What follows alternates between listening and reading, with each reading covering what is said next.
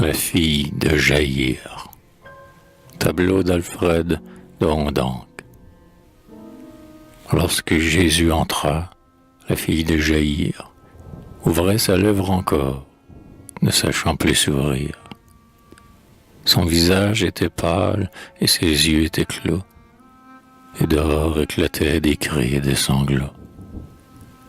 Se tournant vers le dos Jésus dont le front brille, le Père dit « Seigneur, c'est ma petite fille dont la tête repose entre ses bruns cheveux.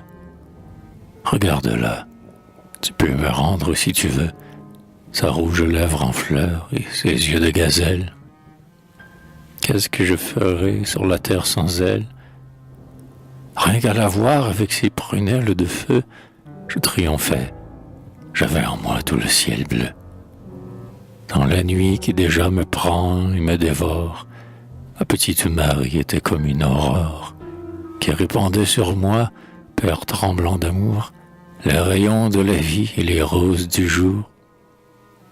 Or, à présent, je suis vaincu par l'ombre amère, et lorsqu'ainsi j'entends les sanglots de sa mère, dont le sein gonflé par des pleurs étouffants, je me trouble en mon cœur pour mes autres enfants. Hélas, tout mon espoir se déchire et succombe, car le vautour muet tient ma chère colombe.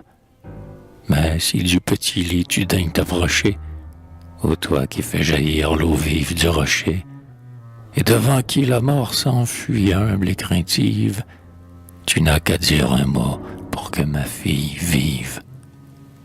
Or, entendant toujours les femmes soupirer, Jésus leur dit « Pourquoi vous troublez et pleurez ?»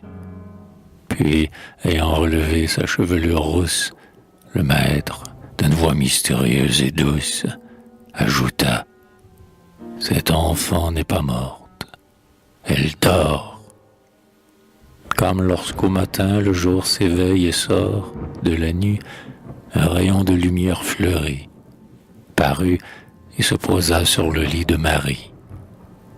Ainsi, dans la clarté riante du soleil, qui la prit toute blanche en son réseau vermeil, elle avait la douceur d'un ange qui médite.